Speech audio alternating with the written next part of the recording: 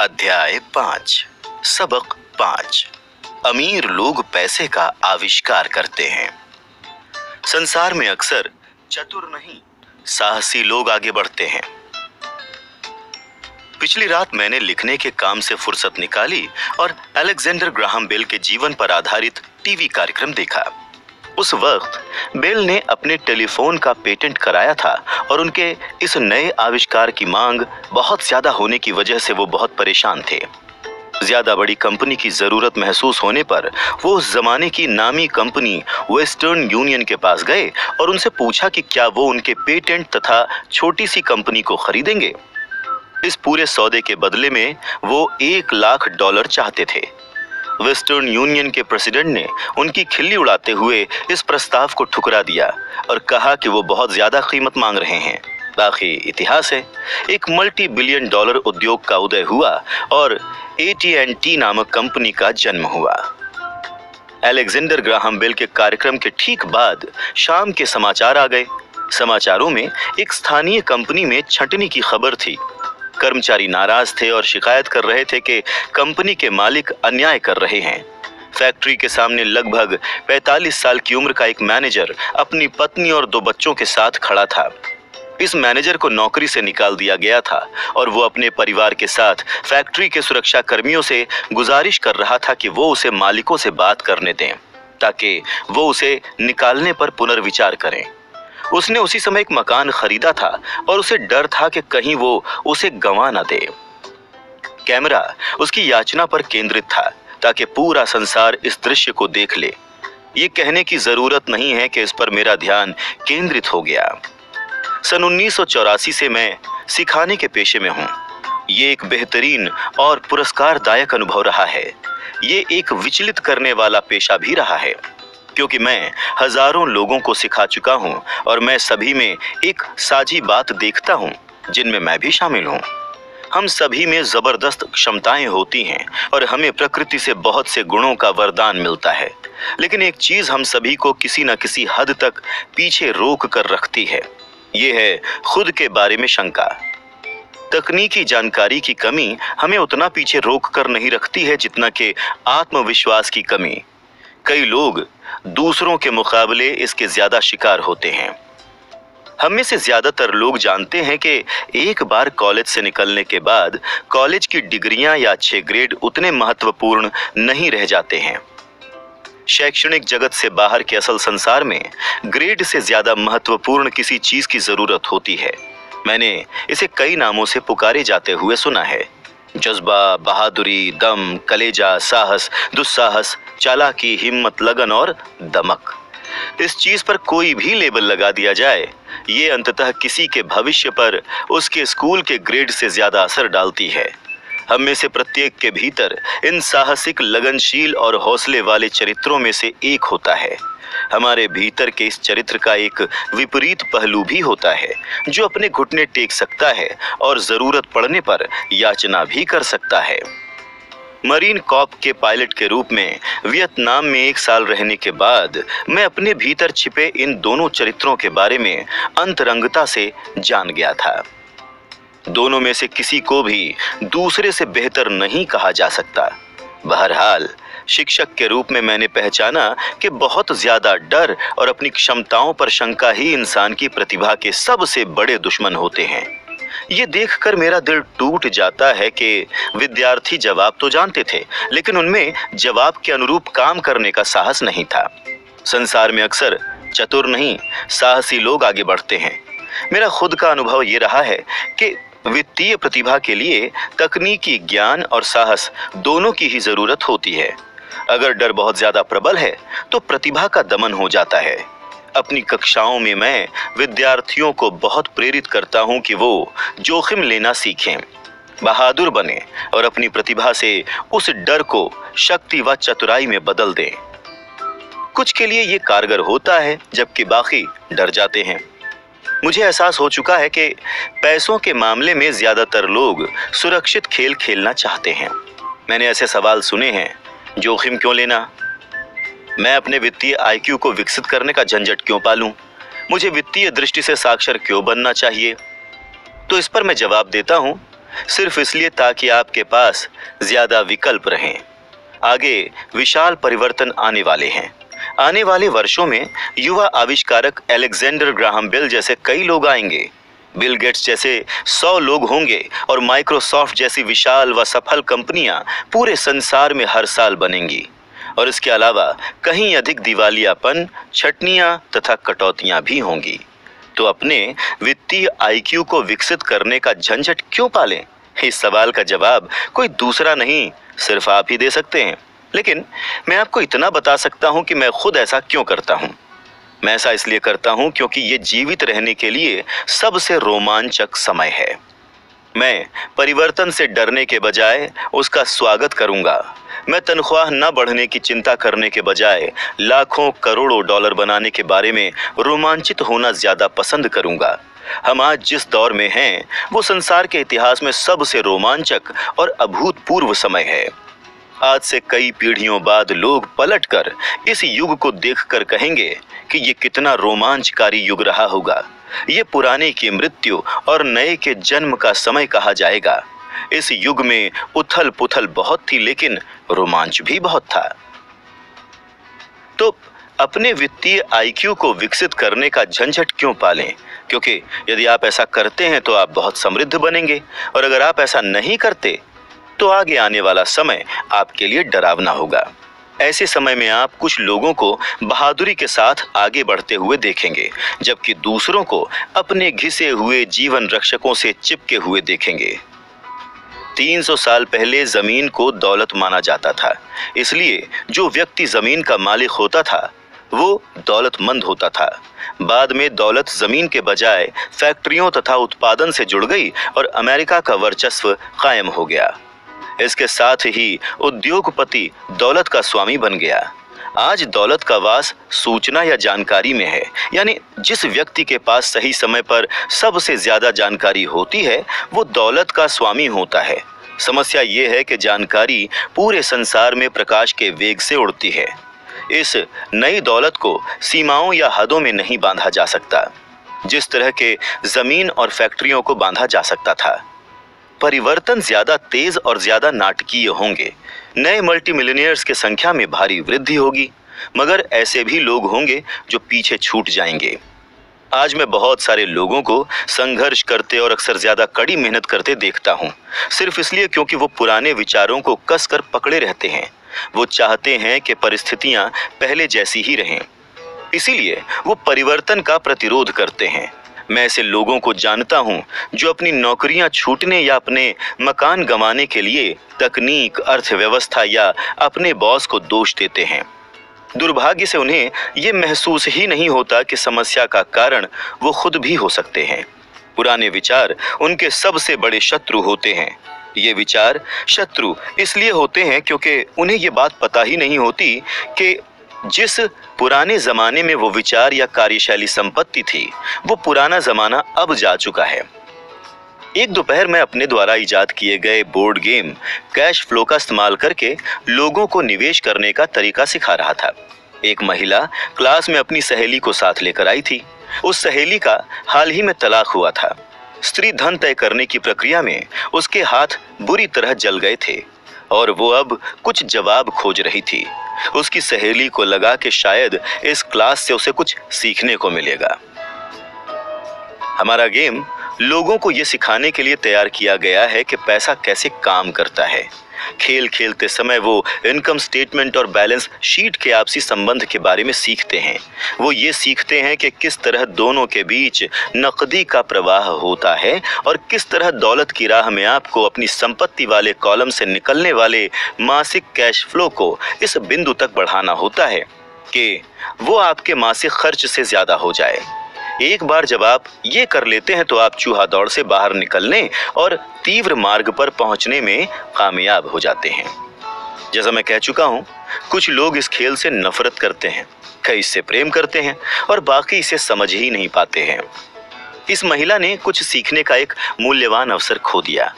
शुरुआती दौर में उसे एक खिलौना कार्ड मिला जिस पर एक नाव बनी हुई थी। पहले तो वो खुश हुई, अरे वाह, मुझे नाव मिल गई। इस पर उसकी सहेली ने उसे समझाया कि संख्याएं उसके इनकम स्टेटमेंट और बैलेंस शीट में कैसे काम करती हैं। इससे वो कुंठित हो गई, क्योंकि उसे गणित कभी पसंद नहीं थी। बाकी खिलाड़ियों ने धैर्यपूर्वक इंतजार किया जब उसकी सहेली ने उसे इनकम स्टेटमेंट, बैलेंस शीट और मासिक कैश फ्लो का असली आपसी संबंध समझाया। जब उसे एहसास हुआ कि अंक कैसे काम कर रहे थे, तो अचानक से उसे समझ आ गया कि उसकी नाव तो उसे जिंदा खा रही है। खेल में बाद में उसे नौकरी से भी निकाल दिया गया और उसे एक बच्चा हो गया। ये खेल उसके लिए एक भयानक अनुभव साबित हुआ। क्लास के बाद वो महिला मुझसे बोली कि उसकी सहेली बहुत विचलित हो गई है। वो क्लास में निवेश के बारे में सीखने आई थी और उसे ये विचार पसंद नहीं आया कि इतने मूर्खतापूर्ण खेल को खेलने में इतना ज्यादा समय बर्बाद किया जाए। उसकी सहेली ने उसे समझाने की कोशिश की कि वो अपने भीतर झांक कर देखे कि क्या उस खेल में किसी तरह उसकी अंदरूनी झलक दिखाई देती है। इस सुझाव पर उस महिला ने अपना पैसा वापस मांग लिया। उसने कहा कि यह सोचना भी मूर्खतापूर्ण है कि कोई खेल उसकी अंदरूनी झलक दिखा सकता है। उसका पैसा तुरंत वापस कर दिया गया और वो चली गई। सन 1984 से मैंने वो करके करोड़ों डॉलर कमाए हैं जो स्कूली तंत्र नहीं करता। स्कूल में ज्यादातर शिक्षक व्याख्यान देते हैं। अपने छात्र जीवन में मुझे व्याख्यानों से चिढ़ होती थी। मैं जल्दी ही बोर हो जाता था और मेरा दिमाग इधर उधर भटकने लगता था। सन 1984 में मैंने खेलों और सिमुलेशंस के माध्यम से सिखाना शुरू किया। आज भी मैं इन्हीं साधनों पर भरोसा करता हूँ। मैं हमेशा अपने वयस्क विद्यार्थियों को प्रोत्साहित करता हूं कि वो खेलों को इस नजरिए से देखें कि ये उन्हें उनके ज्ञान और अज्ञान की झलक दिखाता है। सबसे महत्वपूर्ण बात, खेल व्यवहार की झलक दिखाते हैं। वो तुरंत फीडबैक देते हैं। किसी शिक्षक के आम व्याख्यान के बजाय खेल आपको एक व्यक्तिगत व्याख्यान दे रहा है जिसे खास तौर पर आपके लिए बनाया गया है। जो महिला खेल छोड़कर चली गई थी, उसकी सहेली ने बाद में मुझे फोन करके ताज़ा जानकारी दी। उसने कहा कि उसकी सहेली अब शांत हो गई थी। शांत होने के बाद वो खेल और अपने जीवन के बीच थोड़ा आपसी संबंध देख सकती थी। हालांकि उसने या उसके पति ने कभी नाव नहीं खरीदी थी, लेकिन उनके पास बाकी तमाम चीजें थीं जिनकी कल्पना की जा सकती थी। उनके तलाक से वो नाराज थी क्योंकि उसका पति एक कम उम्र की युवती के साथ भाग गया था, और इसलिए भी क्योंकि 20 साल के वैवाहिक जीवन के बाद उनके पास बहुत कम संपत्तियां थीं। उनके बीच बांटने के लिए ज्यादा कुछ था ही नहीं। उनका 20 साल का वैवाहिक जीवन मजेदार तो बहुत रहा, लेकिन उन्होंने बस 1 टन खिलौने या उपकरण ही इकट्ठे किए थे। उसे एहसास हुआ कि अंक जोड़ने घटाने पर इनकम स्टेटमेंट और बैलेंस शीट उसे गुस्सा इसलिए आया था क्योंकि उसे उन्हें न समझने पर शर्म आ रही थी। उसका ये मानना था कि पैसों और हिसाब किताब के काम पुरुषों के होते हैं। वो घर संभालती थी और मेहमानों का स्वागत करती थी, जबकि उसका पति आर्थिक मामले देखता था। अब उसे पक्का भरोसा हो चुका था कि वैवाहिक जीवन के आखिरी 5 सालों में उसके पति ने उससे पैसा छुपाया था। वो खुद पर नाराज थी कि उसे इस बारे में ज्यादा पता क्यों नहीं चला कि पैसा कहाँ जा रहा है। साथ ही इस बारे में भी कि उसे दूसरी औरत के बारे में पता क्यों नहीं चल पाया। बोर्ड गेम की ही तरह संसार भी हमेशा हमें तुरंत फीडबैक देता है। यदि हम ध्यान दें तो हम काफी कुछ सीख सकते हैं। कुछ समय पहले एक दिन मैंने अपनी पत्नी से शिकायत की कि ड्राई क्लीनर्स ने मेरे पैंट सिकोड़ दिए हैं। पत्नी हल्के से मुस्कुराई और उसने पेट में उंगली गड़ाकर मुझे जानकारी दी कि पैंट नहीं सिकुड़ी है, कोई दूसरी चीज फैल गई है। मैं कैश फ्लो गेम इस तरह से तैयार किया गया है ताकि हर खिलाड़ी को व्यक्तिगत फीडबैक मिल जाए। इसका उद्देश्य आपको विकल्प प्रदान करना है। अगर आपका नाव वाला कार्ड निकलता है और इससे आप कर्ज में आ जाते हैं तो सवाल है, अब आप क्या कर सकते हैं? आप कितने अलग अलग वित्तीय विकल्पों के बारे में सोच सकते हैं? यही इस खेल का उद्देश्य है, खिलाड़ियों को नए और विविध वित्तीय विकल्पों के बारे में सोचना सिखाना। संसार के हजारों लोग इस खेल को खेल चुके हैं। जो खिलाड़ी चूहा दौड़ से सबसे जल्दी बाहर निकलते हैं वो ऐसे लोग होते हैं जिनके पास अंकों की समझ और रचनात्मक वित्तीय दिमाग होता है। वो ज्यादा वित्तीय विकल्पों को पहचान लेते हैं। अमीर लोग अक्सर रचनात्मक होते हैं और सुनियोजित जोखिम लेते हैं। जिन लोगों को सबसे ज्यादा समय लगता है वो ऐसे लोग होते हैं जिनके पास अंकों की समझ नहीं होती और वो अक्सर निवेश की शक्ति को भी नहीं समझते हैं। कैश फ्लो खेलने वाले कई लोग ऐसे भी होते हैं जो इस खेल में पैसा तो काफी कमा लेते हैं, लेकिन उन्हें ये पता ही नहीं होता कि उस पैसे का क्या करें। हालांकि उनके पास पैसा होता है, लेकिन बाकी सभी खिलाड़ी उनसे आगे निकलते नजर आते हैं। और असली जिंदगी में भी यही होता है। ऐसे बहुत से लोग हैं जिनके पास पैसा तो बहुत है, लेकिन वो वित्तीय दृष्टि से आगे नहीं निकल पाते हैं। अपने विकल्पों को सीमित करना पुराने विचारों से चिपके रहने की तरह है। हाई स्कूल के समय का मेरा एक दोस्त है जो इस वक्त 3 नौकरियां एक साथ करता है। बरसों पहले वो सभी सहपाठियों में सबसे अमीर हुआ करता था। जब स्थानीय शुगर प्लांटेशन बंद हुआ तो जिस कंपनी में वो काम करता था वो भी बंद हो गई।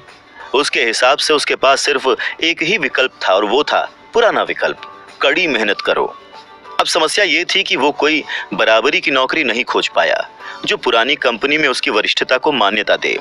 इसके फलस्वरूप उसके पास वर्तमान में जो नौकरियां हैं वो उसकी योग्यता की तुलना में बहुत नीचे की हैं, इसलिए उनकी तनख्वाह भी कम है। अब वो गुजारा करने लायक कमाई करने के लिए 3 नौकरियां करता है। मैंने कैश फ्लो खेलने वाले लोगों को ये शिकायत करते देखा है कि उनके पास सही अवसर वाले कार्ड नहीं आ रहे हैं, इसीलिए वो जहां के तहां बैठे रहते हैं। मैं ऐसे लोगों को जानता हूं जो असल जिंदगी में भी यही करते हैं। वो बैठे बैठे सही अवसर का इंतजार करते रहते हैं। मैंने ये भी देखा है कि कई लोगों को सही अवसर वाला कार्ड तो मिल जाता है, मगर उनके पास पर्याप्त पैसे नहीं होते। फिर वो शिकायत करते हैं कि अगर उनके पास ज्यादा पैसे होते तो वो चूहा दौड़ से बाहर निकल जाते, इसीलिए वो जहां के तहां बैठे रहते हैं। मैं असली जिंदगी में भी ऐसे लोगों को जानता हूं जो ठीक ऐसा ही करते हैं। उन्हें भी बेहतरीन सौदे दिखते हैं, लेकिन उनके पास उन्हें खरीदने के लिए पैसे नहीं होते। और मैंने ये भी देखा है कि लोगों को एक बेहतरीन अवसर वाला कार्ड मिलता है, वो उसे जोर से पढ़ते हैं, लेकिन उन्हें पता ही नहीं चलता कि वो एक बेहतरीन अवसर है। उनके पास पैसा होता है, समय भी होता है, कार्ड भी होता है, लेकिन वो उस अवसर को नहीं देख पाते जो उनकी नाक के ठीक नीचे मौजूद है। वो ये नहीं देख पाते कि ये चूहा दौड़ से बाहर निकलने की उनकी वित्तीय योजना में कैसे फिट होता है। और मेरे हिसाब से ऐसे लोग बाकी सभी लोगों से ज्यादा होते हैं। जिंदगी में कभी कभार मिलने वाला अवसर ज्यादातर लोगों के ठीक सामने खड़ा होता है, लेकिन वो उसे देख नहीं पाते। 1 साल बाद उन्हें उसके बारे में पता चलता है जब बाकी सभी लोग अमीर बन जाते हैं। वित्तीय बुद्धि का मतलब है ज्यादा विकल्प सोचना। अगर अवसर आपके पास नहीं आ रहे हैं तो आप अपनी वित्तीय स्थिति को बेहतर करने के लिए क्या कर सकते हैं? अगर कोई अवसर आपकी गोद में आ टपकता है, लेकिन आपके पास पैसा ना हो और बैंक वाले उधार देने को तैयार ना हो, तो आप उस अवसर से कैसे लाभ उठा सकते हैं?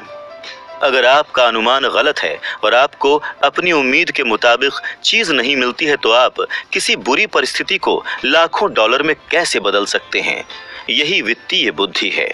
इसका संबंध इस बात से उतना नहीं है कि क्या होता है, इसका संबंध तो इस बात से है कि किसी बुरी परिस्थिति को लाखों डॉलर में बदलने के लिए आप कितने अलग अलग वित्तीय समाधान सोच सकते हैं। ये इस बारे में है कि आप पैसे की समस्याओं को सुलझाने में कितने रचनात्मक हैं। ज्यादातर लोग सिर्फ एक ही समाधान जानते हैं, कड़ी मेहनत करो, पैसा बचाओ और कर्ज लो। अब सवाल है कि आपको अपनी वित्तीय बुद्धि क्यों बढ़ानी चाहिए? क्योंकि आप ऐसे व्यक्ति बनना चाहते हैं जो अपनी किस्मत खुद बनाता है। आप अपने साथ होने वाली घटनाओं को स्वीकार करते हैं और उन्हें बेहतर बनाते हैं। बहुत कम लोगों को इस बात का एहसास होता है कि पैसे की तरह ही किस्मत भी बनाई जाती है। और अगर आप कड़ी मेहनत करने के बजाय ज्यादा खुशकिस्मत बनना चाहते हैं तथा पैसा उत्पन्न करना चाहते हैं, तो आपकी वित्तीय बुद्धि महत्वपूर्ण है। अगर आप ऐसे इंसान हैं जो सही परिस्थितियों के आने का इंतजार करता है, तो आपको शायद बहुत लंबे समय तक इंतजार करना पड़ेगा। ये तो वैसा ही है जैसे यात्रा शुरू करने से पहले आप इस बात का इंतजार करें कि अगले 5 मील तक की सभी ट्रैफिक लाइट्स हरी हों। बचपन से ही अमीर डैडी ने माइक और मुझे लगातार बताया था कि पैसा वास्तविक नहीं है।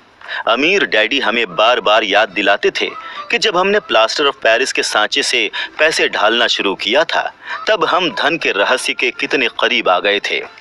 गरीब और मध्यम वर्गीय लोग पैसे के लिए काम करते हैं। वो कहते थे, अमीर लोग पैसे बनाते हैं, तुम धन को जितना वास्तविक मानोगे उसके लिए उतनी ही ज्यादा मेहनत करोगे। अगर तुम इस विचार को दिल में उतार लोगे कि धन असली चीज नहीं है, तो तुम ज्यादा तेजी से ज्यादा अमीर बन सकते हो। ये क्या है?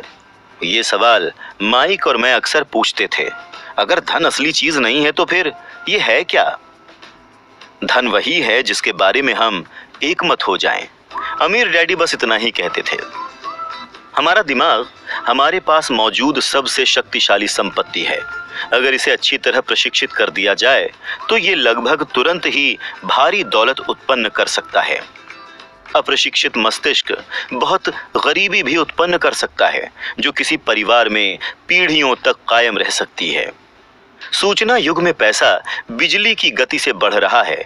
केवल विचारों और अनुबंधों की बदौलत कुछ लोग शून्य से बेहद अमीर बन रहे हैं। जो लोग जीविका के लिए शेयरों या निवेशों का कारोबार करते हैं, वो इसे सारे समय होते देखते हैं। अक्सर शून्य से लाखों करोड़ों डॉलर तुरंत ही कमाए जा सकते हैं। और शून्य से मेरा मतलब है कि पैसे के लेन देन के बिना। ये अनुबंध से होता है। ट्रेडिंग पिट में हाथ के एक संकेत से लिस्बन में एक व्यापारी की स्क्रीन पर बत्ती जलती है। टोरंटो में व्यापारी की स्क्रीन पर सौदा उभरता है और वापस लिस्बन में बत्ती जल जाती है। मेरे ब्रोकर को खरीदने और एक पल बाद बेचने के लिए बस फोन भर करने की जरूरत होती है। इस पूरे मामले में पैसे का लेन देन कहीं नहीं हुआ, अनुबंधों का हुआ। तो अपनी वित्तीय प्रतिभा क्यों विकसित करें? इस सवाल का जवाब सिर्फ आप ही दे सकते हैं। मैं आपको बता सकता हूं कि मैं इस क्षेत्र में अपनी प्रतिभा क्यों विकसित कर रहा हूं। मैं ऐसा इसलिए करता हूं क्योंकि मैं तेजी से पैसे बनाना चाहता हूं।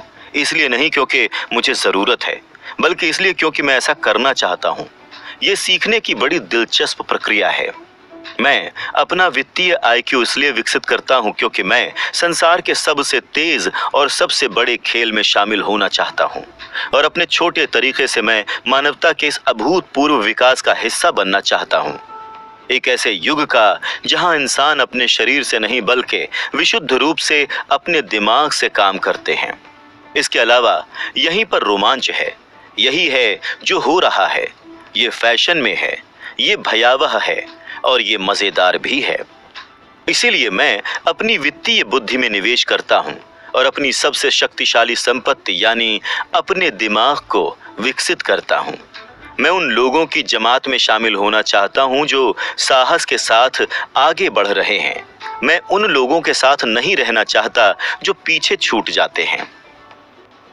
मैं आपको पैसे बनाने का एक सरल उदाहरण देना चाहूंगा। सन 1990 के दशक की शुरुआत में फीनिक्स, एरिज़ोना की अर्थव्यवस्था बहुत खराब हालत में थी। मैं एक टीवी शो देख रहा था जिसमें एक वित्तीय नियोजक आकर निराशावादी भविष्यवाणियां करने लगा। उसने पैसे बचाने की सलाह दी। उसने कहा, हर महीने $100 की बचत करोगे तो 40 साल में मल्टी मिलियनेयर बन जाओगे। देखिए, हर महीने निश्चित राशि बचाने का विचार काफी दमदार है। ये भी एक विकल्प है, वो विकल्प जिसे सबसे ज्यादा लोग चुनते हैं। अब समस्या ये है कि ऐसा करने पर आदमी को ये नहीं दिखता है कि उसके आसपास क्या हो रहा है। इससे वो बड़े अवसर चूक जाता है जिनसे उसका पैसा कहीं ज्यादा तेजी से बढ़ सकता था। नतीजा ये होता है कि संसार उसके पास से गुजर कर आगे बढ़ जाता है।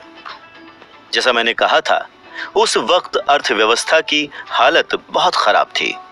निवेशकों के लिए ये बाजार की आदर्श स्थिति होती है। मेरा बहुत सारा पैसा उस वक्त शेयर बाजार और अपार्टमेंट हाउसेज में लगा हुआ था। मेरे पास नकद पैसे बहुत कम थे। चूंकि लोग जायदाद कौड़ियों के मोल बेच रहे थे, इसीलिए मैं खरीद रहा था। मैं पैसे नहीं बचा रहा था, मैं तो निवेश कर रहा था। किम और मेरे 10 लाख से ज्यादा डॉलर बाजार में काम कर रहे थे और तेजी से बढ़ रहे थे। ये निवेश करने का सर्वश्रेष्ठ अवसर था। अर्थव्यवस्था भयावह थी। मैं इन छोटे सौदों का प्रलोभन छोड़ नहीं पाया। जिन मकानों की कीमत कभी $1,00,000 थी, वो अब $75,000 में मिल रहे थे। लेकिन स्थानीय रियल एस्टेट एजेंट्स के जरिए खरीदारी करने के बजाय मैं दिवालिया वकील के ऑफिस में या अदालत की सीढ़ियों पर खरीदारी करने लगा। खरीदारी की इन जगहों पर $75,000 का मकान कई बार $20,000 या इससे भी कम में मिल जाता था। मैंने अपने एक मित्र से $2,000 का लोन लिया। शर्त थी कि 90 दिन में इस पर $200 ब्याज देना होगा। मैंने वकील को डाउन पेमेंट के तौर पर कैशियर का चेक दिया। जब अनुबंध की कार्यवाही चल रही थी, तब मैंने एक विज्ञापन देकर $75,000 के मकान को सिर्फ $60,000 में बेचने का प्रस्ताव रखा। कोई डाउन पेमेंट नहीं। फोन की घंटी तेजी से बजने लगी। संभावित खरीदारों को छांटा गया और एक बार जब जायदाद कानूनन मेरी हो गई, तो सभी संभावित खरीदारों को मकान देखने की अनुमति दे दी गई। ये जुनून को हवा देने जैसा था। मकान चंद मिनटों में ही बिक गया। मैंने $2,500 की प्रोसेसिंग फीस मांगी, जो मुझे खुशी खुशी दे दी गई और आगे का काम एस्क्रो तथा टाइटल कंपनी ने संभाल लिया। मैंने अपने मित्र के $2,000 $200 ब्याज के साथ लौटा दिए। वो खुश था, मकान खरीदने वाला खुश था, वकील खुश था और मैं भी खुश था। मैंने एक ऐसा मकान $60,000 में बेच दिया जो मुझे $20,000 में पड़ा था। खरीदार से प्रॉमिसरी नोट के रूप में $40,000 मेरे संपत्ति वाले कॉलम में आ गए। इस सारे काम में कुल 5 घंटे का समय लगा। अब जब आप वित्तीय दृष्टि से ज्यादा साक्षर बनने और अंक पढ़ने में माहिर बनने की राह पर हैं, मैं आपको दिखाऊंगा कि ये पैसे के आविष्कार का उदाहरण क्यों है। संपत्ति वाले कॉलम में $40,000 उत्पन्न होते हैं। बिना टैक्स चुकाए पैसे का आविष्कार किया गया है। 10% ब्याज पर $4,000 प्रति वर्ष का कैश फ्लो आमदनी में जुड़ जाता है। मंदी के इस दौर में किम और मैंने अपने खाली समय में ऐसे 6 आसान सौदे करने में कामयाबी पाई।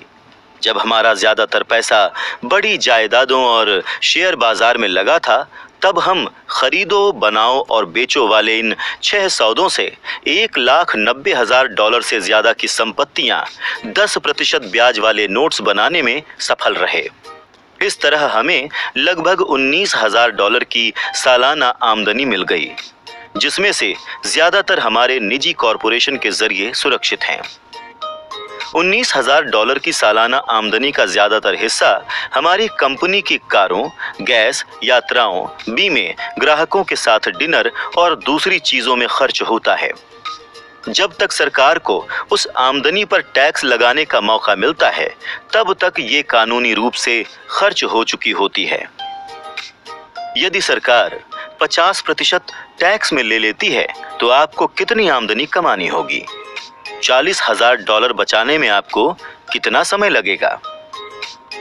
ये इस बात का आसान उदाहरण था कि वित्तीय बुद्धि का इस्तेमाल करके कैसे पैसे का आविष्कार किया जा सकता है, उसे उत्पन्न किया जाता है और उसकी रक्षा की जाती है।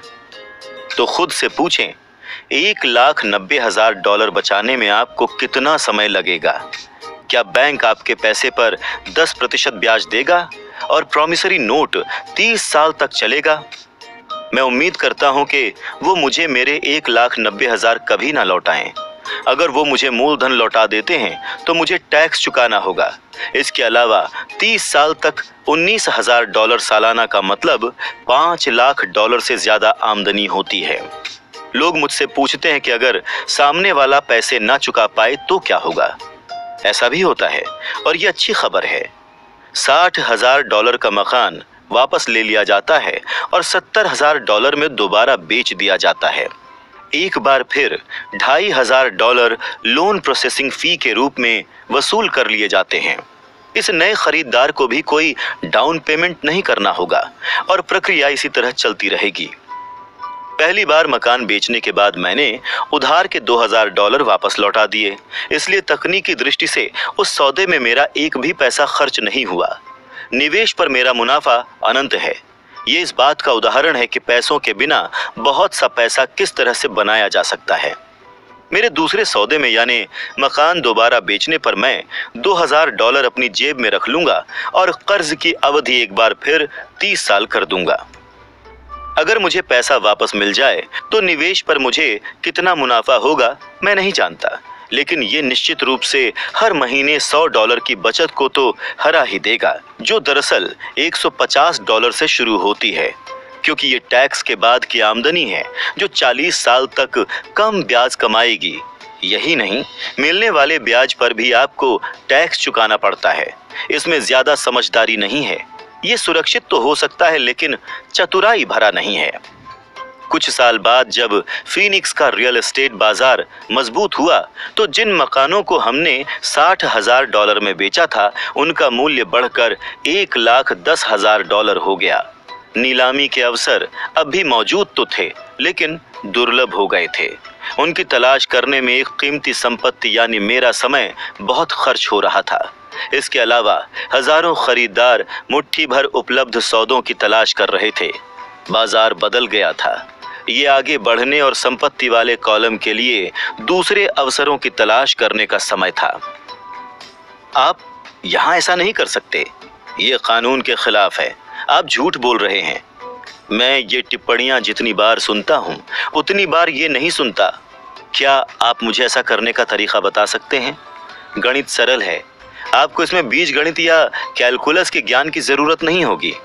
कानूनी सौदे और भुगतान की वसूली का काम एस्क्रो कंपनी संभालती है। मुझे छत की मरम्मत या टॉयलेट ठीक कराने की चिंता भी नहीं रहती, क्योंकि ये काम उस मकान के मालिक करते हैं। ये उनका मकान है।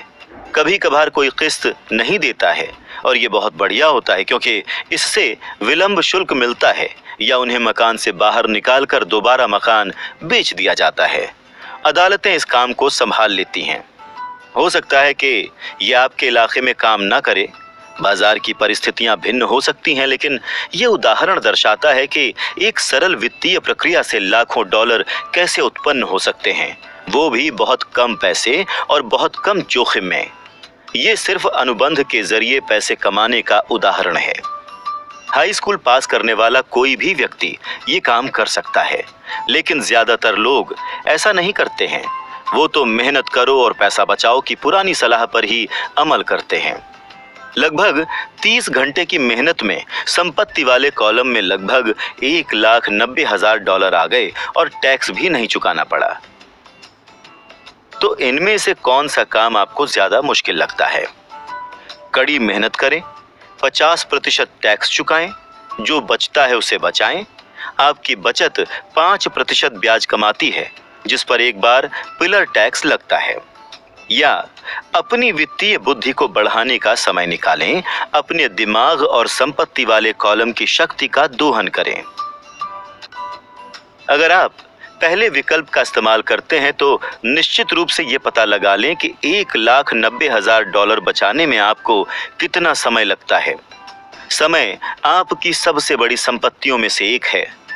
अब आप समझ सकते हैं कि मैं खामोशी से अपना सर क्यों हिलाता हूं जब मैं अभिभावकों के मुंह से सुनता हूं, मेरा बच्चा स्कूल में अच्छा प्रदर्शन कर रहा है और अच्छी शिक्षा प्राप्त कर रहा है। बढ़िया है, लेकिन क्या इतना ही काफी है?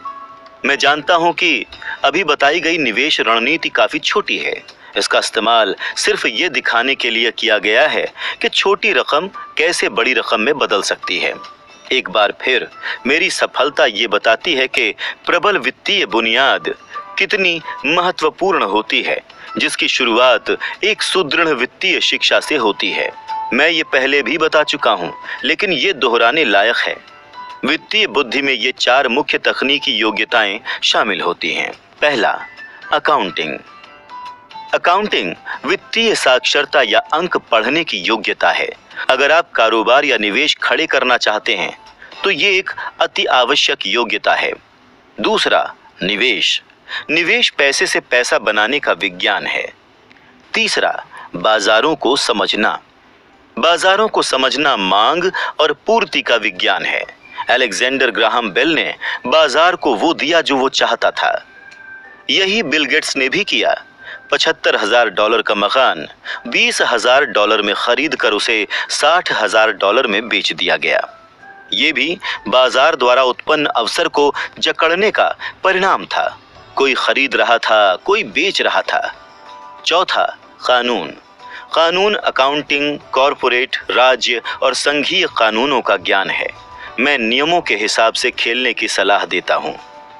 यदि वो बुनियादी नींव या योग्यताओं का मिश्रण है जिसकी जरूरत दौलत की सफल तलाश के लिए होती है, चाहे ये छोटे मकान खरीदना हो या अपार्टमेंट, बिल्डिंग, कंपनियां, शेयर, बॉन्ड, कीमती धातुएं, बेसबॉल कार्ड या कोई दूसरी चीज हो, कुछ साल बाद रियल एस्टेट बाजार पलट गया और बाकी हर व्यक्ति इसमें अंदर आ रहा था।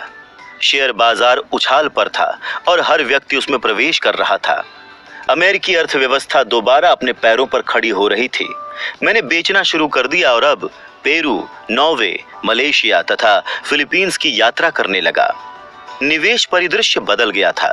अब हम रियल एस्टेट नहीं खरीद रहे थे, अब तो हम संपत्ति वाले कॉलम के भीतर मूल्य को बढ़ते हुए देख रहे हैं और शायद जल्द ही बेचना शुरू कर देंगे। मुझे लगता है कि छोटे मकान वाले उन 6 सौदों में से कुछ बिक जाएंगे और $40,000 के नोट नकदी में बदल जाएंगे। मुझे अपने अकाउंटेंट को फोन करना होगा कि वो नकदी के लिए तैयार रहे और उसे सुरक्षित रखने के तरीके खोजे। मैं जो बात कहना चाहता हूँ वो ये है कि निवेश आते जाते रहते हैं, शेयर बाजार ऊपर नीचे होता रहता है, अर्थव्यवस्था सुधरती बिगड़ती रहती है। संसार जीवन में कभी कभार मिलने वाले अवसर हमेशा आपको दे रहा है, आपके जीवन के हर दिन, मगर अक्सर हम उन्हें देख नहीं पाते हैं, लेकिन वो वहां मौजूद होते हैं। संसार जितना ज्यादा बदलता है और तकनीक जितनी ज्यादा बदलती है, उतने ही अधिक अवसर आएंगे जो आपको और आपके परिवार को कई पीढ़ियों तक वित्तीय दृष्टि से सुरक्षित बना सकते हैं।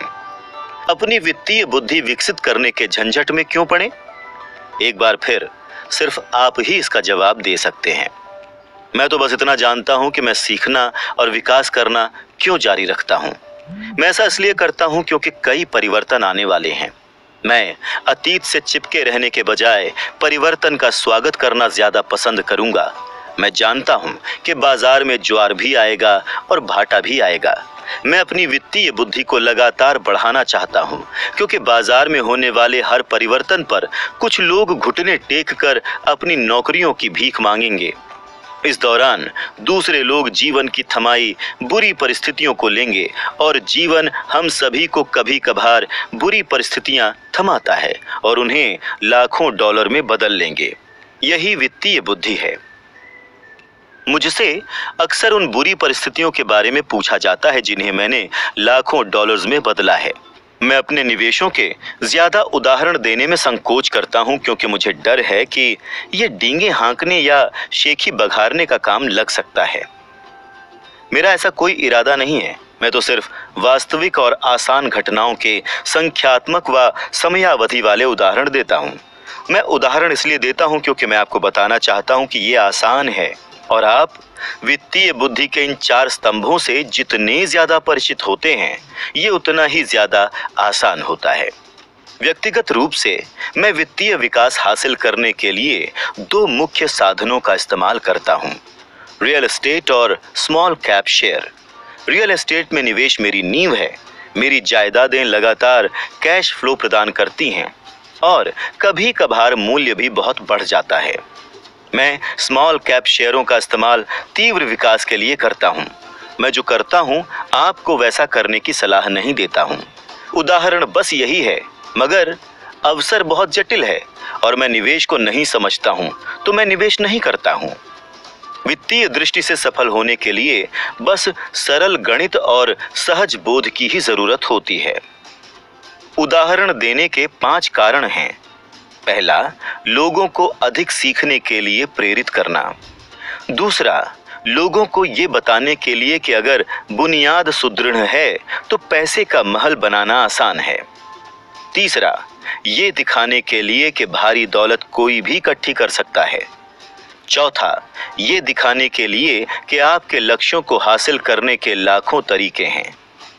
पांचवा, ये दिखाने के लिए कि ये रॉकेट विज्ञान जितना जटिल मामला नहीं है। सन 1989 में मैं पोर्टलैंड, ऑरेगन में एक खूबसूरत इलाके में जॉगिंग करता था। ये एक उपनगर था, लेकिन इसमें छोटे छोटे मकान थे। वो छोटे और प्यारे थे। मुझे लगता था कि लिटिल रेड राइडिंग हुड नानी के यहाँ जाने के लिए वहां फुटपाथ पर फुदकती दिखेगी। हर कहीं बिकाऊ है के साइन बोर्ड नजर आते थे। इमारती लकड़ी का बाजार बहुत बुरे हाल में था। शेयर बाजार अभी अभी लुढ़का था और अर्थव्यवस्था मंद हो गई थी। एक सड़क पर मुझे बिकाऊ है का एक साइन बोर्ड दिखा जो बाकी से ज्यादा पुराना था। ये पुराना दिख भी रहा था। एक दिन इसके पास से गुजरते हुए मैं मालिक से टकराया जो परेशान हाल था। मैंने पूछा, आप अपने मकान का कितना मांग रहे हैं? मालिक मुड़ा और कमजोर मुस्कान देते हुए बोला, मुझे प्रस्ताव दें, ये 1 साल से ज्यादा समय से बिकाऊ है, कोई भी इसे देखने तक नहीं आता। मैं इसे देखूंगा, मैंने कहा, और मैंने आधे घंटे बाद उसकी मांगी कीमत से $20,000 कम में मकान खरीद लिया। ये 2 बेडरूम का एक सुंदर छोटा सा मकान था जिसमें सभी खिड़कियों पर प्यारी सजावट थी। ये हल्का नीला था जो भूरापन लिए था और ये 1930 में बना था। अंदर पत्थर की एक सुंदर फायरप्लेस और 2 छोटे बेडरूम थे। किराए पर उठाने के लिए ये आदर्श मकान था। मकान दरअसल $65,000 का था, लेकिन मैंने उसका सौदा $45,000 में किया। मैंने मालिक को $5,000 का डाउन पेमेंट किया। मकान अच्छा था, समस्या सिर्फ इतनी थी कि कोई भी उसे खरीदना नहीं चाहता था। मालिक 1 सप्ताह में मकान खाली कर गया। वो इससे पीछा छुड़ाकर खुश था और मेरा पहला किराएदार उसमें रहने आ गया जो स्थानीय कॉलेज में प्रोफेसर था। मॉर्गेज, खर्च और मैनेजमेंट फीस देने के बाद मेरी जेब में हर महीने लगभग $40 आ जाते थे। ये ज्यादा रोमांचक नहीं था। 1 साल बाद ऑरेगन का रियल एस्टेट बाजार मंदी से उबरकर बढ़ने लगा। कैलिफोर्निया के निवेशक, जिनके पास चढ़ते रियल एस्टेट बाजार से मिले पैसों की गर्मी थी, उत्तर की ओर आ रहे थे और ऑरेगन तथा वॉशिंगटन में खरीदारी कर रहे थे। मैंने वो छोटा मकान कैलिफोर्निया के एक युवा दंपत्ति को $95,000 में बेच दिया, जिन्हें ये बेहतरीन सौदा लगा। लगभग $40,000 का मेरा कैपिटल गेन 1031 टैक्स रहित एक्सचेंज में रख दिया गया और मैं इस पैसे को लगाने के लिए किसी दूसरे मकान की खरीदारी में जुट गया।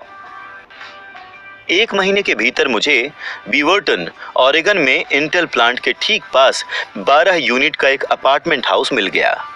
उसके मालिक जर्मनी में रहते थे। उन्हें पता ही नहीं था कि उस जगह की क्या कीमत है। यहाँ भी वो बस इसे बेचकर जैसे तैसे पीछा छुड़ाना चाहते थे। $4,50,000 की इमारत के लिए मैंने $2,75,000 का प्रस्ताव दिया। वो $3,00,000 में तैयार हो गए। मैंने इसे खरीदा और 2 साल तक अपने पास रखा। उसी 1031 एक्सचेंज प्रक्रिया का इस्तेमाल करते हुए हमने उस इमारत को $4,95,000 में बेच दिया और इस पैसे से फीनिक्स, एरिजोना में 30 यूनिट की अपार्टमेंट इमारत खरीद ली। हम तब तक फीनिक्स जाकर रहने लगे थे और हमें वैसे भी बेचने की जरूरत थी। जो मंदी का हाल पहले ऑरेगन बाजार का था, वही इस वक्त फीनिक्स के रियल एस्टेट मार्केट का भी था। फीनिक्स में 30 यूनिट की अपार्टमेंट बिल्डिंग की कीमत $8,75,000 थी, जिसमें $2,25,000 का डाउन पेमेंट करना था। 30 यूनिट से आने वाला कैश फ्लो हर महीने $5,000 से थोड़ा अधिक था। एरिजोना का बाजार ऊपर बढ़ने लगा और कुछ साल बाद कोलोराडो के एक निवेशक ने उस जायदाद के बदले $12,00,000 देने का प्रस्ताव रखा। इस उदाहरण का सबक ये है कि किस तरह एक छोटी राशि बढ़कर एक बड़ी राशि बन सकती है। एक बार फिर ये फाइनेंशियल स्टेटमेंट्स निवेश रणनीतियों, बाजार की समझ और कानूनों की समझ का मामला है। अगर लोग इन विषयों में माहिर नहीं हैं, तो स्पष्ट रूप से उन्हें सामान्य सलाह पर अमल करना चाहिए, जिसके अनुसार इंसान को सुरक्षित खेलना चाहिए। अपने निवेशों को डाइवर्सिफाई करना चाहिए और सिर्फ सुरक्षित निवेशों में निवेश करना चाहिए। सुरक्षित निवेशों के साथ समस्या ये होती है कि वो प्रायः कुछ ज्यादा ही साफ सुथरे रहते हैं, यानी उन्हें इतना सुरक्षित बना दिया जाता है कि मुनाफे की संभावना कम हो जाती है। ज्यादातर बड़े ब्रोकरेज हाउसेज जोखिम भरे सौदों को इसलिए नहीं छूते हैं ताकि अपनी और अपने ग्राहकों की रक्षा कर सकें। ये समझदारी भरी नीति भी है। असल गर्मा गर्म सौदे नौसिखियों के सामने पेश नहीं किए जाते। प्रायः सबसे अच्छे सौदे उन्हीं लोगों के सामने परोसे जाते हैं जो इस खेल को समझते हैं, और उन्हीं की वजह से अमीर लोग ज्यादा अमीर बनते हैं। जिस व्यक्ति को प्रबुद्ध निवेशक नहीं समझा जाता, उसके सामने जोखिम भरे सौदे पेश करना तकनीकी दृष्टि से गैर कानूनी है, लेकिन जाहिर है ये भी कभी कभार होता है। निवेशक के रूप में मैं जितना ज्यादा प्रबुद्ध बनता हूं, मेरे सामने उतने ही ज्यादा अवसर आते हैं। जीवन भर अपनी वित्तीय बुद्धि बढ़ाने का एक और फायदा ये है कि आपके सामने ज्यादा अवसर पेश किए जाते हैं।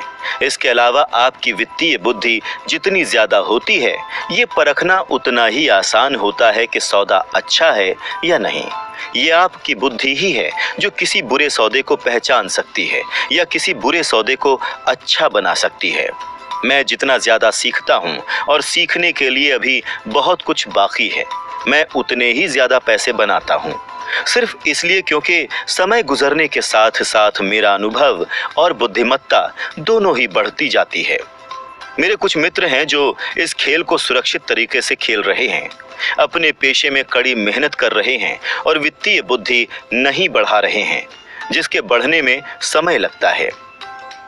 मेरी कुल जमा फिलॉसफी है अपनी संपत्ति वाले कॉलम में बीज बोना। यही मेरा फॉर्मूला है। मैं छोटे पैमाने पर शुरुआत करके बीज बो देता हूँ। कुछ बड़े हो जाते हैं, कुछ नहीं हो पाते। हमारे रियल एस्टेट कॉरपोरेशन में कई मिलियन डॉलर की जायदाद है। ये हमारा खुद का REIT यानी रियल एस्टेट इन्वेस्टमेंट ट्रस्ट है। मैं ये बताना चाहता हूँ कि इन मिलियन डॉलर निवेशों में से ज्यादातर 5,000 या 10,000 डॉलर जितने छोटे निवेशों से शुरू हुए थे। ये सभी डाउन पेमेंट्स खुशकिस्मत थे जो उन्हें तेजी से बढ़ता हुआ बाजार मिला और वो करमुक्त होकर आगे बढ़े। बाद के वर्षों में हमने उन्हें कई बार खरीदा बेचा। हमारा एक स्टॉक पोर्टफोलियो भी है जो एक कॉरपोरेशन से सुरक्षित है, जिसे किम और मैं अपना निजी म्यूचुअल फंड कहते हैं। हमारे कुछ मित्र हैं जो खास तौर पर हम जैसे निवेशकों के साथ सौदे करते हैं, जिनके पास हर महीने निवेश करने के लिए अतिरिक्त पैसे होते हैं। हम ज्यादा जोखिम वाली खतरनाक निजी कंपनियों के शेयर खरीदते हैं जो अमेरिका या कनाडा के स्टॉक एक्सचेंज पर सार्वजनिक होने वाली हों। लाभ कितनी तेजी से हो सकता है, इसका एक उदाहरण देखें। मान लें कंपनी के सार्वजनिक होने से पहले उसके 1 लाख शेयर 25 सेंट के भाव पर खरीद लिए जाएं। 6 महीने बाद कंपनी स्टॉक एक्सचेंज में सूचीबद्ध हो जाती है और शेयर का भाव $2 हो जाता है। अगर कंपनी का प्रबंधन अच्छा है तो भाव बढ़ता रहता है और वो शेयर $20 या उससे ज्यादा का भी हो सकता है। ऐसे कई वर्ष रहे हैं जब हमारे निवेश किए हुए $25,000 1 साल से भी कम समय में $10 लाख बन गए। ये जुआ नहीं है, बशर्ते आप जानते हो कि आप क्या कर रहे हैं। ये जुआ है अगर आप किसी सौदे में पैसा फेंक रहे हो और प्रार्थना कर रहे हो। किसी भी चीज में महत्वपूर्ण यह है कि आप अपनी तकनीकी योग्यता, बुद्धि और खेल के प्रेम का इस्तेमाल करके नुकसान की आशंका को कम करें, जोखिम को कम करें। बस एक बात ध्यान रखें, जोखिम हमेशा रहता है। ये तो वित्तीय बुद्धि है जो संभावनाओं को बेहतर बनाती है। इस तरह एक व्यक्ति के लिए जो जोखिम भरा है वो किसी दूसरे व्यक्ति के लिए कम जोखिम भरा होता है। यही वो मूल कारण है जिसकी वजह से मैं लोगों को लगातार प्रोत्साहित करता हूं कि वो शेयरों, रियल एस्टेट या दूसरे बाजारों के बजाय अपनी वित्तीय शिक्षा में निवेश करें। आप जितने ज्यादा चतुर होते हैं, आपकी सफलता के अवसर भी उतने ही ज्यादा होते हैं। मैंने व्यक्तिगत रूप से जिन शेयरों में निवेश किया वो ज्यादातर लोगों के लिए बहुत ज्यादा जोखिम भरे थे, इसलिए उनकी सलाह देने का सवाल ही नहीं है।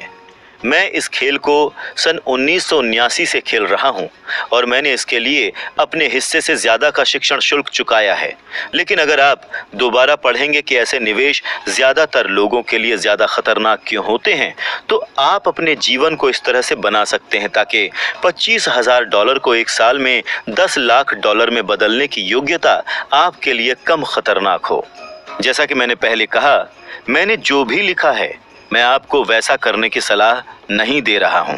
मैं तो सिर्फ इस बात का उदाहरण देने के लिए ये बता रहा हूं कि ये सरल और संभव है। मैं जो करता हूं वो विराट योजना में छोटे आलुओं जैसा है, लेकिन आम आदमी के लिए हर साल $1 लाख की निष्क्रिय आमदनी अच्छी है और इसे पाना खास मुश्किल भी नहीं है।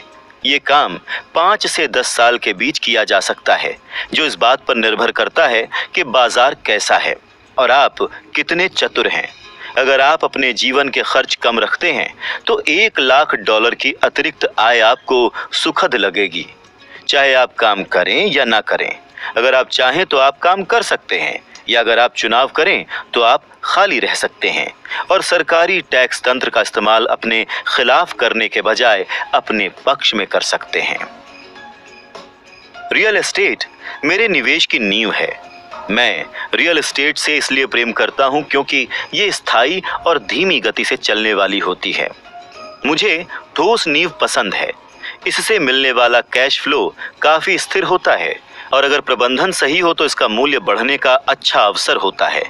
रियल एस्टेट की ठोस आधारशिला होने के साथ अच्छी बात यह है कि इससे मुझे ज्यादा बड़े जोखिम लेने की अनुमति मिलती है, जैसा मैं खतरनाक शेयरों के साथ करता हूं। अगर मुझे शेयर बाजार में भारी मुनाफा होता है तो मैं मुनाफे पर कैपिटल गेन्स टैक्स चुकाता हूं और बचे हुए पैसे को रियल एस्टेट में निवेश करता हूं ताकि मेरी संपत्ति की नींव और ज्यादा मजबूत हो जाए। रियल एस्टेट पर एक बात और, मैं पूरे संसार की यात्रा कर चुका हूं और निवेश करना सिखा चुका हूं। हर शहर में मैं लोगों को कहते सुनता हूं कि आप रियल एस्टेट सस्ते में नहीं खरीद सकते। मेरा अनुभव इसका ठीक उल्टा है। न्यूयॉर्क या टोक्यो में भी शहर की बाहरी सीमा पर आकर्षक मौके होते हैं जिन्हें ज्यादातर लोग नजरअंदाज कर देते हैं। सिंगापुर में रियल एस्टेट के भाव काफी ऊंचे हैं, लेकिन वहां अब भी कार से छोटी दूरी के भीतर अच्छे मौके मौजूद हैं। इसलिए जब भी मैं किसी को कहते सुनता हूं आप यहां ऐसा नहीं कर सकते, तो मैं उसे याद दिलाता हूं कि शायद उसे ये कहना चाहिए।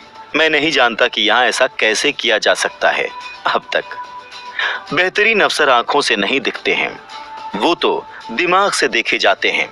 ज्यादातर लोग सिर्फ इसलिए दौलतमंद नहीं बन पाते क्योंकि उनके पास अपने ठीक सामने मौजूद अवसरों को पहचानने का वित्तीय प्रशिक्षण नहीं है। मुझसे अक्सर पूछा जाता है, मैं कैसे शुरू करूं? इस पुस्तक के अंतिम अध्याय में मैं 10 कदम बताऊंगा जिन्हें उठाकर मैंने वित्तीय स्वतंत्रता हासिल की। लेकिन याद रखें, इसमें आपको हमेशा मजा आना चाहिए। जब आप नियम सीख लेते हैं, निवेश की शब्दावली जान लेते हैं और अपनी संपत्ति वाले कॉलम को बनाना शुरू कर देते हैं, तो मेरे ख्याल से आप पाएंगे कि ये खेल उतना ही मजेदार है जितना कि दूसरा कोई खेल होता है। कई बार आप जीतते हैं और कई बार आप सीखते हैं, लेकिन हमेशा आनंद लें। ज्यादातर लोग कभी इसलिए नहीं जीत पाते क्योंकि वो हारने से बहुत ज्यादा डरते हैं। इसीलिए मुझे स्कूल बहुत मूर्खतापूर्ण लगता है। स्कूल में हम सीखते हैं कि गलतियां बुरी होती हैं और गलतियां करने के लिए हमें सजा भी दी जाती है। बहरहाल, अगर आप इंसानों की सीखने की प्रक्रिया पर नजर डालें तो आपको पता चल जाएगा कि हम गलतियां करके ही सीखते हैं। हम गिरकर चलना सीखते हैं। अगर हम कभी ना गिरें तो हम कभी चल भी नहीं पाएंगे। यही साइकिल चलाना सीखने के बारे में सच है। मेरे घुटनों पर अब भी चोट के निशान हैं, लेकिन आज मैं बिना सोचे समझे गाड़ी चला सकता हूँ। यही अमीर बनने के बारे में भी सच है। दुर्भाग्य से ज्यादातर लोगों के अमीर न होने का मुख्य कारण ये है कि वो हारने को लेकर दहशत में होते हैं। विजेता हारने से नहीं घबराते हैं, लेकिन पराजित घबराते हैं। असफलता तो सफलता की प्रक्रिया का हिस्सा है। जो लोग असफलता से बचते हैं वो सफलता से भी बचते हैं। मैं पैसे को काफी कुछ अपने टेनिस के खेल जैसा मानता हूँ। मैं जमकर खेलता हूँ, गलतियां करता हूँ, सुधारता हूँ, ज्यादा गलतियां करता हूँ, सुधारता हूँ और बेहतर बनता हूँ। अगर मैं मैच हार जाता हूँ तो मैं नेट के पास जाकर अपने विरोधी से हाथ मिलाता हूँ, मुस्कुराता हूँ और कहता हूँ अगले शनिवार को मिलते हैं। तो निवेशक दो तरह के होते हैं। नंबर 1, पहला और सबसे आम प्रकार का निवेशक वो होता है जो बने बनाए निवेश खरीदता है। वो रिटेल आउटलेट जैसे real estate company, stock broker या फाइनेंशियल प्लानर के पास जाकर निवेश खरीद लेता है। ये म्यूचुअल फंड, REIT, शेयर या बॉन्ड कुछ भी हो सकता है।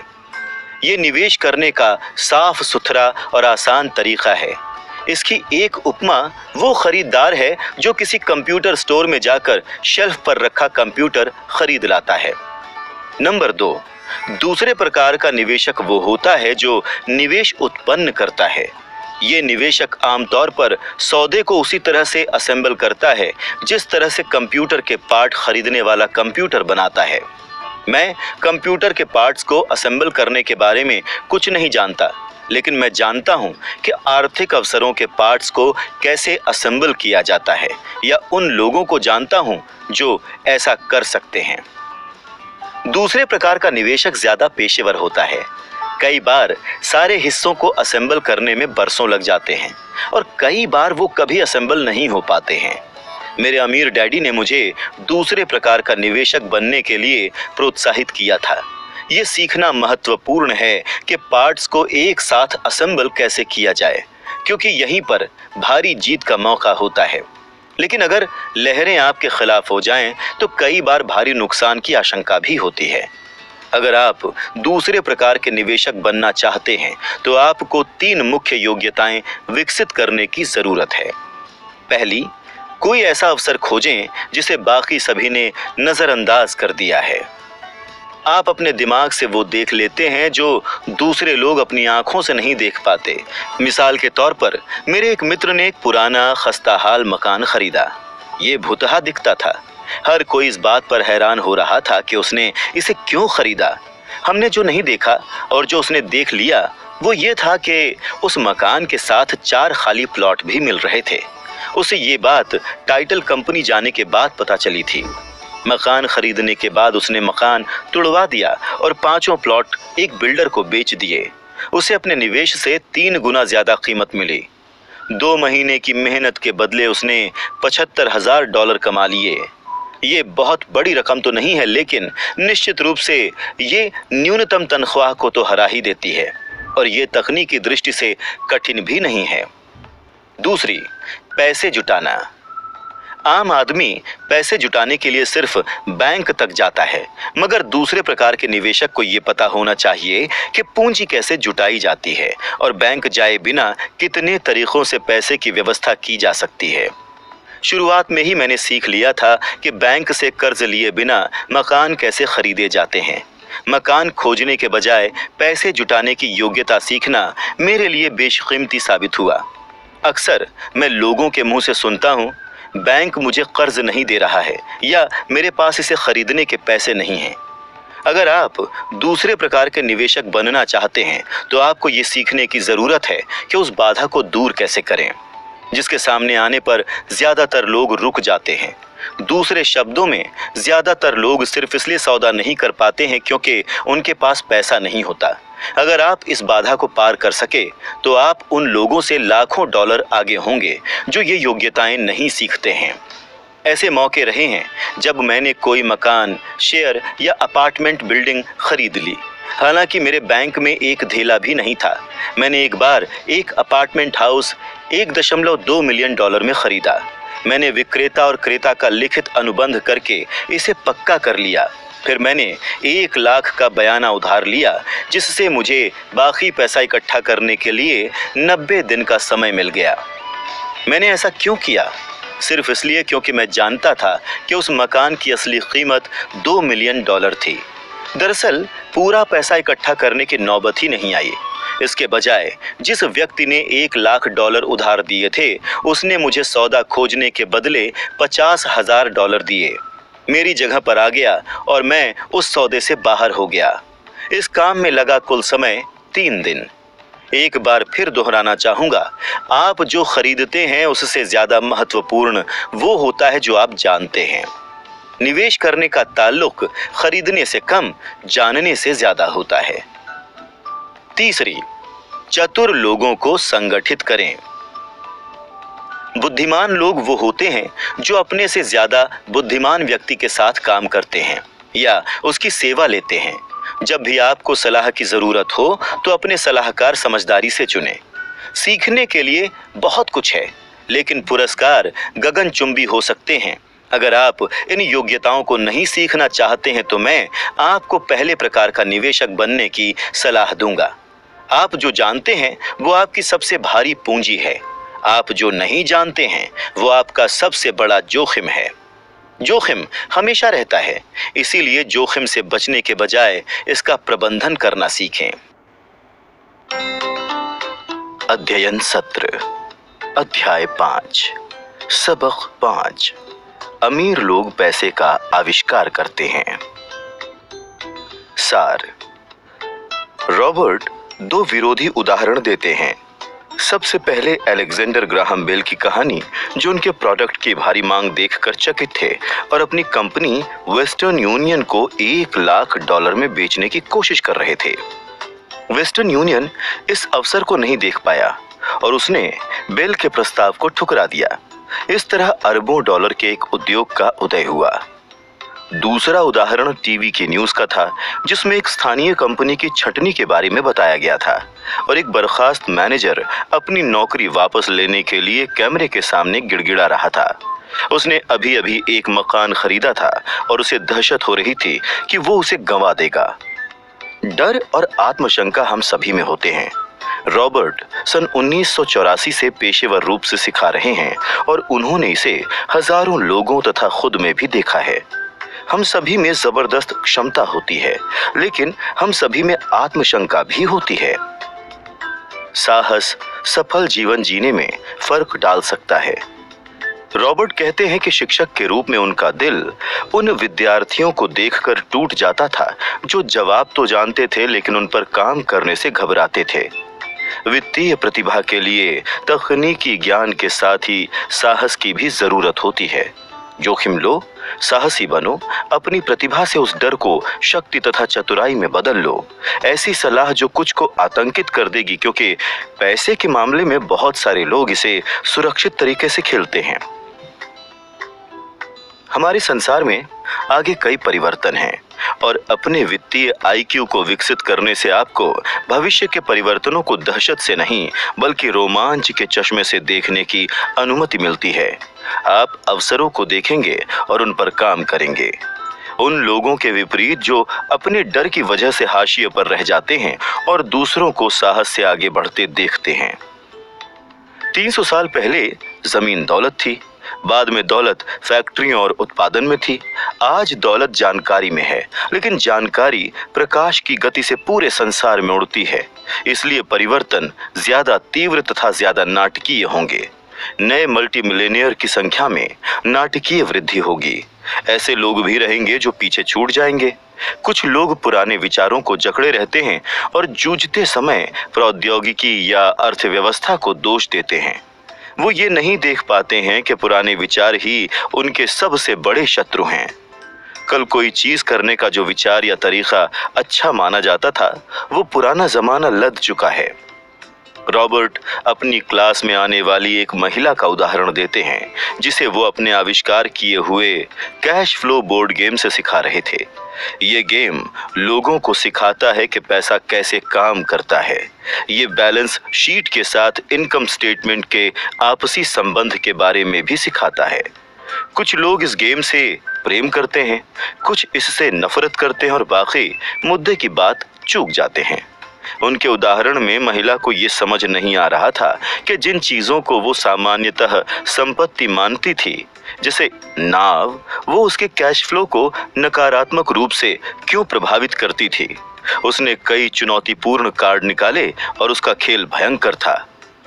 अंत में वो नाराज हो गई और उसने रिफंड मांग लिया। वो ये मानने को तैयार ही नहीं थी कि खेल उसकी मानसिकता की झलक दिखाता है। खेल सीखने सिखाने के शक्तिशाली साधन हैं, क्योंकि वो व्यवहार की झलक होते हैं और तुरंत फीडबैक देते हैं। बाद में रॉबर्ट को उस नाराज महिला के बारे में आगे की जानकारी मिली। वो शांत हो गई थी और खेल तथा अपने जीवन के बीच थोड़ा संबंध भी देखने लगी थी। उसने अपने तथा अपने पूर्व पति के पैसों पर कभी ध्यान नहीं दिया था और इसकी वजह से उसे नुकसान हुआ था। कैश फ्लो गेम का उद्देश्य खिलाड़ियों को ये सिखाना है कि वो नए तथा विभिन्न वित्तीय विकल्प सोचें और बढ़ाएं। कुछ लोग ये काम आसानी से कर लेते हैं, बाकी जूझते हैं। जिनका वित्तीय मस्तिष्क सृजनात्मक होता है वो सबसे तेजी से चूहा दौड़ से बाहर निकल जाते हैं। इस खेल को खेलने वाले कुछ लोगों के पास बहुत सा पैसा होता है, लेकिन उन्हें ये समझ नहीं आता कि वो उसका क्या करें। ये जीवन में भी सच है। इस खेल को खेलने वाले कुछ लोग शिकायत करते हैं कि उन्हें सही कार्ड नहीं मिल रहे हैं और वो वहां बस बैठे रहते हैं। कुछ को एक भारी अवसर वाला कार्ड मिल जाता है, लेकिन उनके पास उस पर काम करने के लिए पैसे नहीं होते, और दूसरों के पास पैसे भी होते हैं, उन्हें एक बेहतरीन कार्ड भी मिल जाता है, लेकिन वो उस अवसर को देख नहीं पाते जो मौजूद होता है। ये सारे व्यवहार असल जीवन में भी होते हैं।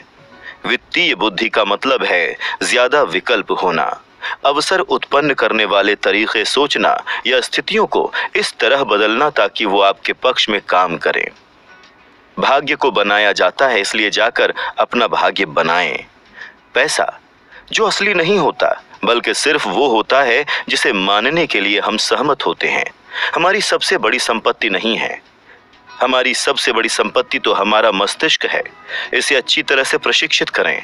विचारों और अनुबंधों के दम पर ही करोड़ों डॉलर कमाए जा सकते हैं।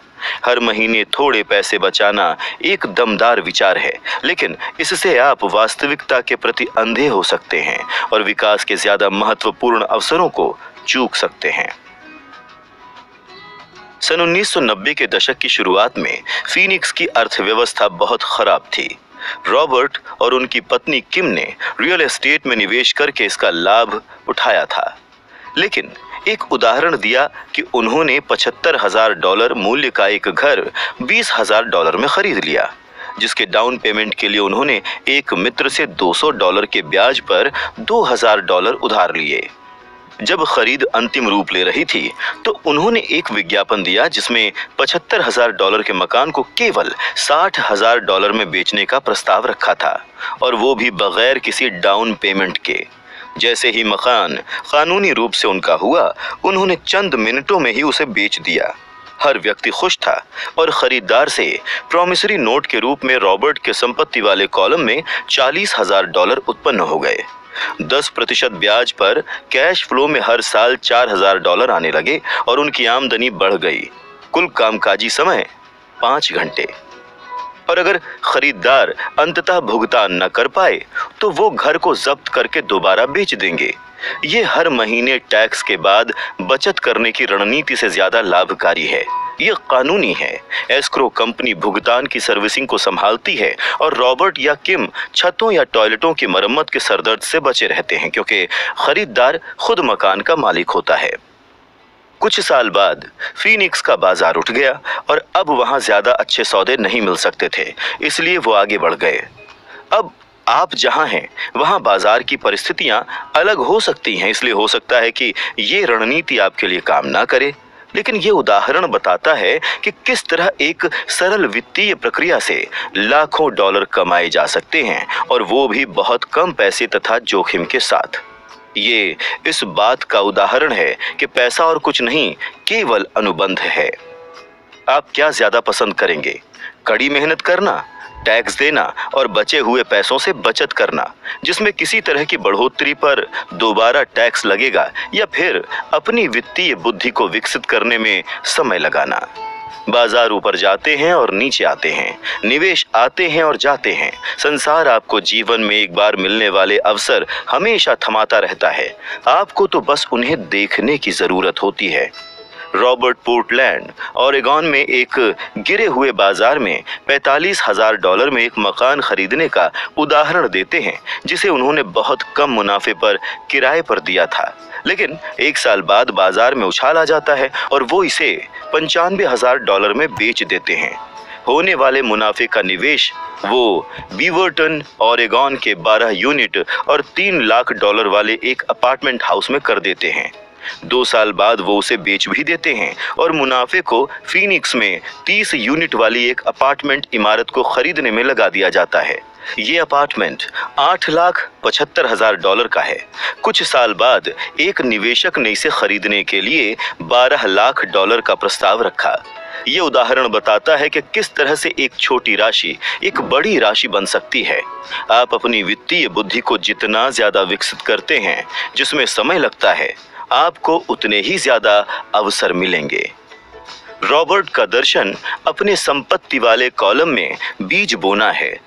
छोटी शुरुआत करें और बीज बोएं। कुछ उगते हैं, कुछ नहीं उगते हैं।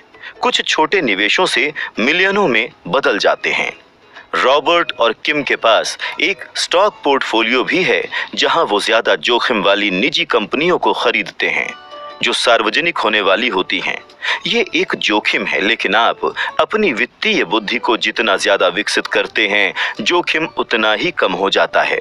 आप जितने ज्यादा चतुर होते हैं, संभावनाओं को हराने के आपके अवसर उतने ही बेहतर होते हैं।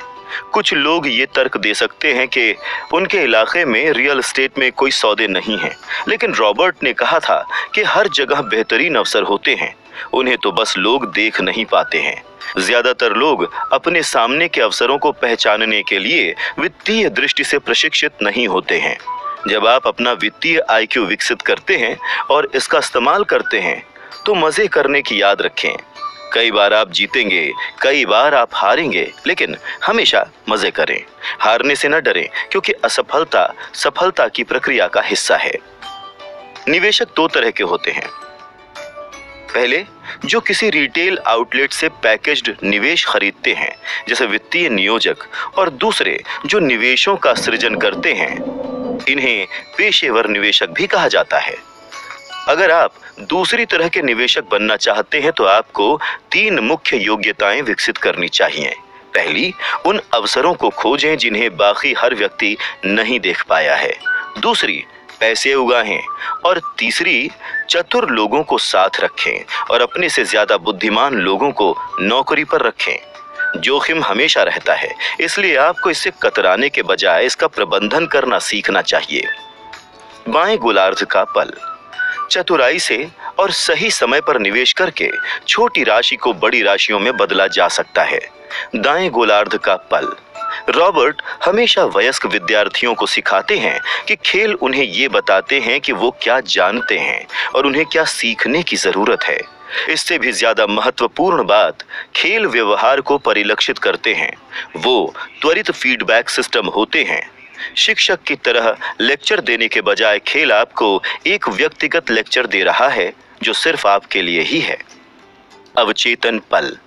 हम सभी में जबरदस्त क्षमता होती है और हम सभी को प्रतिभाओं का वरदान मिला है, लेकिन जो एक चीज हम सभी को पीछे रोके रहती है, वो है आत्मशंका। तकनीकी जानकारी का अभाव हमें उतना पीछे रोक कर नहीं रखता है जितना आत्मविश्वास का अभाव रखता है। रॉबर्ट क्या कह रहे थे? अब सोच विचार करने का समय है। खुद से पूछें, रॉबर्ट इस उद्धरण में क्या कह रहे हैं और वो ऐसा क्यों कहते हैं। इस खंड में आपको रॉबर्ट के साथ सहमत या असहमत होने की जरूरत नहीं है। लक्ष्य तो ये समझना है कि रॉबर्ट क्या कह रहे हैं।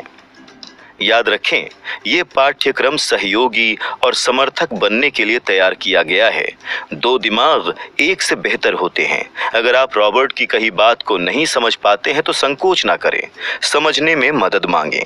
हर उद्धरण पर बातचीत करने का समय निकालें, जब तक कि आप इसे समझ ना लें। प्रायः असल संसार में स्मार्ट लोग आगे नहीं निकलते हैं, बल्कि साहसी लोग आगे निकलते हैं।